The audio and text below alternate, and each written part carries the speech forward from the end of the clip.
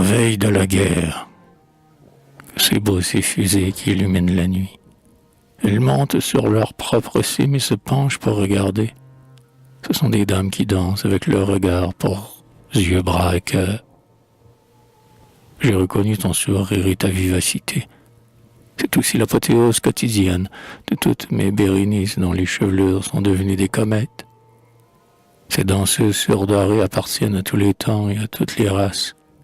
Elles accouchent brusquement d'enfants qui n'ont que le temps de mourir. Comme c'est beau toutes ces fusées. Mais ce serait bien plus beau s'il n'y en avait plus encore. S'il y en avait des millions qui auraient un sens complet et relatif comme les lettres d'un livre. Pourtant, c'est aussi beau que si la vie même sortait des mourants.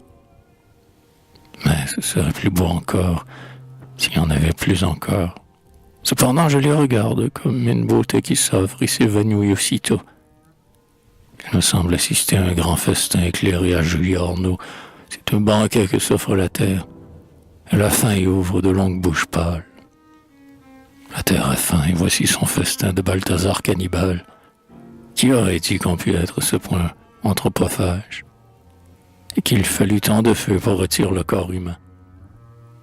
C'est pourquoi l'air a un petit goût empyréumatique qui n'est ma foi pas désagréable.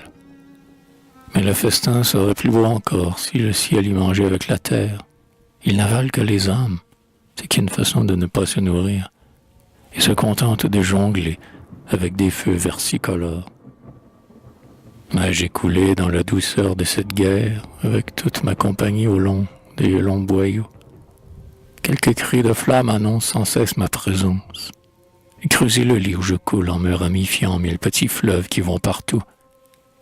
Je suis dans la tranchée de première ligne, et cependant je suis partout, ou plutôt je commence à être partout.